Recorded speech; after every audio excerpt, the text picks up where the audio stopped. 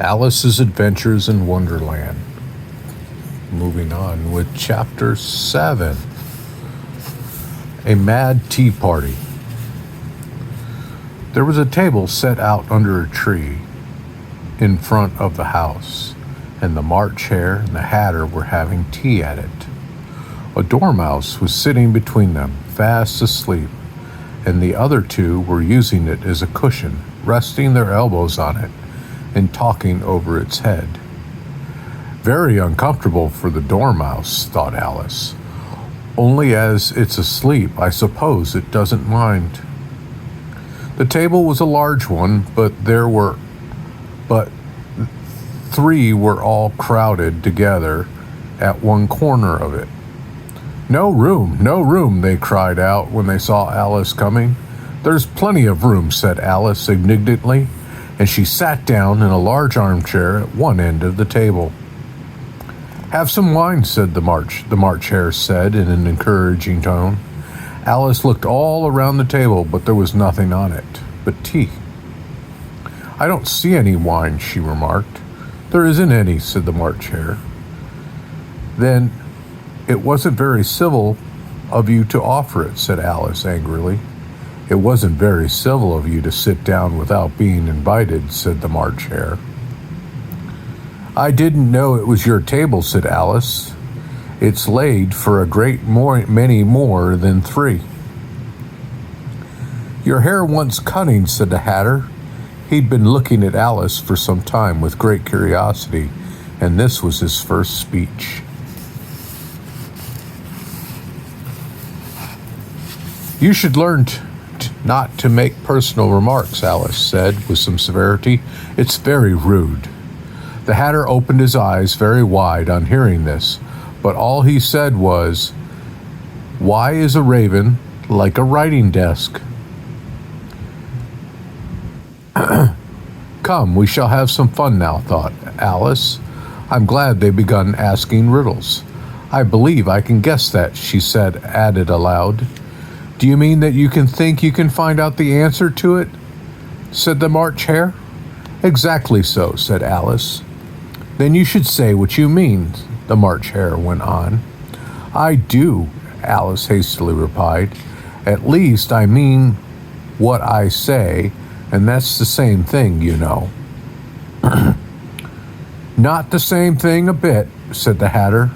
You might just as well say I see what I eat is the same thing as I eat what I see. You might as well just say, added the March Hare, that I like what I get is the same thing as I get what I like. Oh, they are getting so confusing. You might as well just say, added the dormouse, who seemed to be talking in his sleep, that I breathe when I sleep is the same thing as I sleep when I breathe. It is the same thing with you, said the Hatter, and the conversation was dropped. The party sat silent for a minute, while Alice thought over all she could remember about ravens and writing desks, which wasn't much. The Hatter was the first to break the silence. What day of the month is it? He said, turning to Alice. He had taken his watch out of his pocket and was looking at it uneasily, shaking. Hey, Zemo.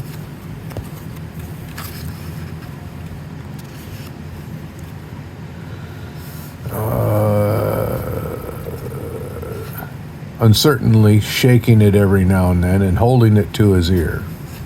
Alice considered a little and then said, the 4th. 2 days wrong, sighed the Hatter. I told you butter wouldn't suit the works, he added, looking angrily at the March Hare. It was the best butter, the March Hare meekly replied. Yes, but some crumbs must have gotten in it as well, the Hatter grumbled. You shouldn't have put it in with the bread knife. The March Hare took the watch and looked at it gloomily, and then he dipped it into a cup of tea and looked at it again. But he could think of nothing better to say than his first remark. It was the best butter, you know. Alice had been looking over his shoulder with some curiosity. "What a funny watch," she remarked. "It tells the day of the month, and it doesn't tell what o'clock it is." "Why should it?" muttered the Hatter. "Does your watch tell you what year it is?" "Of course not," Alice replied very readily. "But that's because it says the same year for such a long time together." "Which is the case with mine," said the Hatter. Alice felt dreadfully puzzled. The Hatter's remark seemed to have no sort of meaning in it, and yet it was certainly English. "I don't quite understand you," she said politely as she could. "The dormouse is asleep again," said the Hatter, and he poured a little hot tea upon its nose. The dormouse shook its head impatiently and said, without opening its eyes, of course, just what I was going to remark myself." "Have you guessed the riddle yet?" the Hatter said, turning to Alice again. "No, I give up," Alice replied. What's the answer?" "I haven't the slightest idea," said the Hatter. "Nor I," said the March Hare. Alice sighed wearily. "I think you might do something better with the time," she said, "than waste it in asking riddles that have no answers. If you knew time as well as I do," said the Hatter, "you wouldn't talk about wasting it. It's him." "I don't know what you mean," said Alice. "Of course you don't," the Hatter said, tossing his head contemptuously. "I dare say you never spoke to time." "Perhaps not," Alice curiously replied, "but I know I have to beat time when I learn music." "Ah, that accounts for it," said the Hatter. "He won't stand for beating. Now, if you only kept on good terms with him, he'll do almost anything you like with the clock. For instance, suppose it were 9 o'clock in the morning. Just time to begin lessons. You only have to whisper a hint to time, and round goes the clock in a twinkling. 1:30. Time for dinner." "I only wish it was," the March Hare said to himself in a whisper. "That would be grand, certainly," said Alice thoughtfully. "But then I shouldn't be hungry for it, you know." "Not at first, perhaps," said the Hatter, "but you could keep it to 1:30 as long as you like." "Is that the way you manage?" asked Alice. The Hatter looked his head mournfully. "Not I," he replied. "We quarreled last March, just before he went mad, you know," pointing with his teaspoon at the March Hare. "It was the great concert given by the Queen of Hearts, and I had to sing. 'Twinkle, twinkle, little bat, how I wonder what you're at.' You know the song, perhaps?" "I've heard something like it," said Alice. "It goes on, you know," the Hatter continued, "in this way. Up above the world you fly, like a tea tray in the sky. Twinkle, twinkle." Here the dormouse shook itself and began singing in its sleep, "Twinkle, twinkle, twinkle, twinkle," and went on so long that they had to pinch it to make it stop. "Well, I'd hardly finished the first verse," said the Hatter, when the Queen jumped up and bawled out, "He's murdering the time, off with his head." "How dreadfully savage," exclaimed Alice. "And ever since that," the Hatter went on in a mournful tone, "he won't do a thing I ask. It's always 6 o'clock now." A bright idea came to Alice's head. "Is that the reason so many tea things are put out here?" she asked. "Yes, that's it," said the Hatter with a sigh. "It's always tea time, and we have no time to wash the things between whiles." "Then you keep moving around, I suppose," said Alice. "Exactly so," said Hatter, "as the things get used up." "But what happens when you come to the beginning again?" Alice ventured to ask.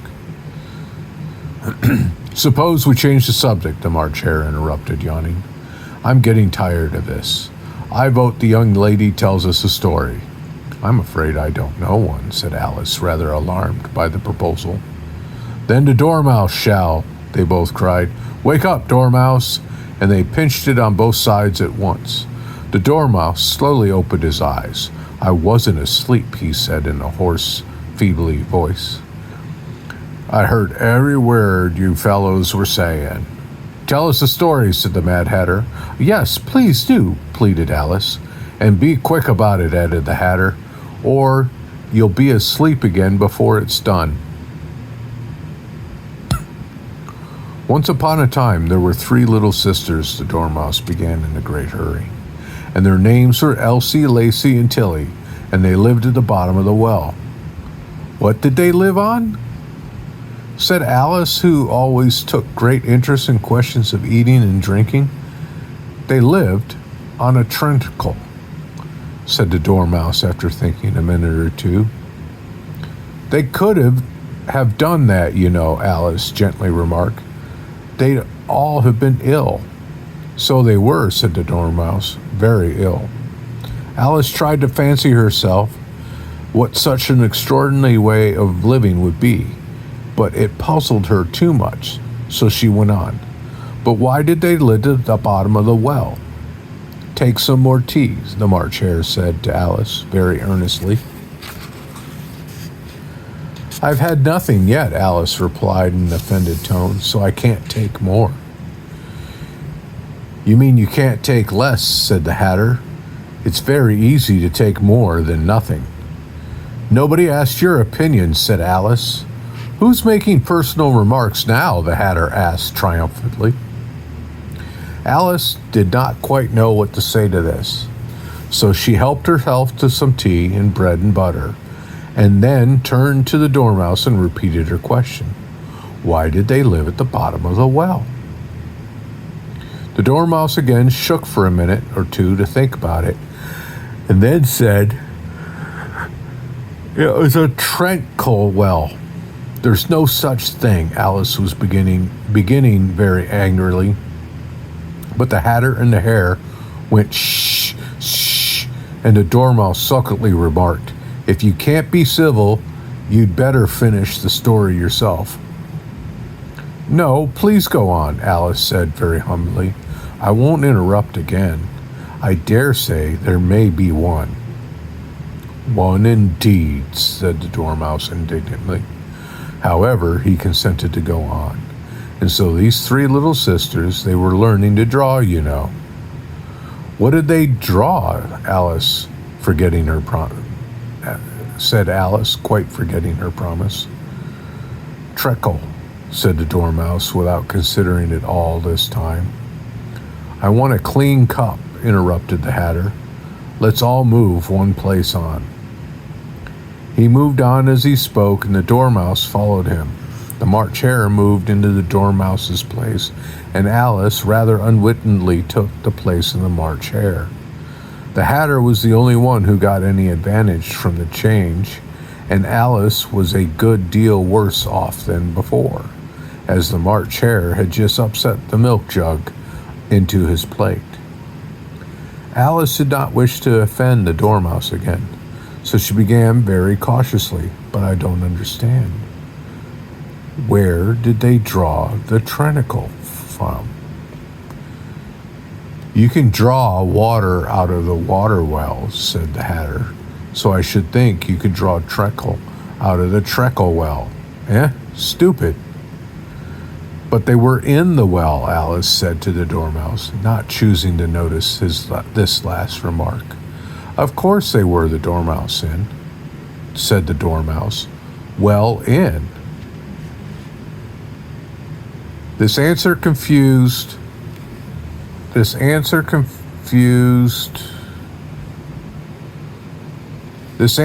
confused poor Alice that she let the Dormouse go on for some time without interrupting it.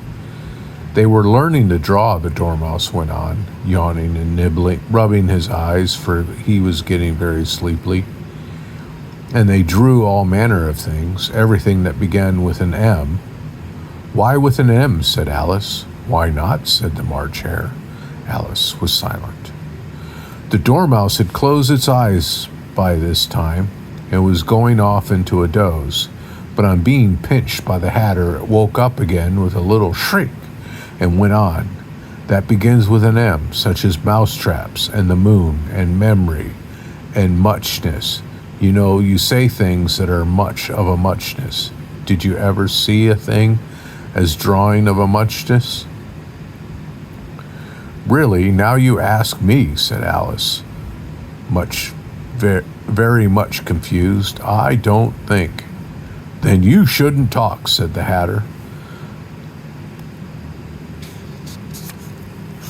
This piece of rudeness was more than Alice could bear. She got up in great disgust and walked off. The dormouse fell asleep instantly, and neither of the others took the least notice of her going, though she looked back once or twice, half hoping that they would call after her. The last time she saw them, they were trying to put the dormouse into the teapot. At any rate, I'll never go there again, said Alice as she picked her way through the wood. It's the stupidest tea party I was ever at in all my life. Just as she said this, she noticed that one of the trees had a door leading right into it. That's very curious, she thought. But everything's curious today. I think I may as well go in at once. And she went. Once more, she found herself in the long hall and close to the little glass table. Now I'll manage better this time, she said to herself, and began by taking the little golden key and unlocking the door that led into the garden. She then went to work nibbling at the mushroom. She'd kept a piece of it in her pocket, till she was about a foot high, and she walked down the little passage, and then she found herself at last in the beautiful garden, among the bright flower beds and the cool fountains. And that's where we're going to stop tonight.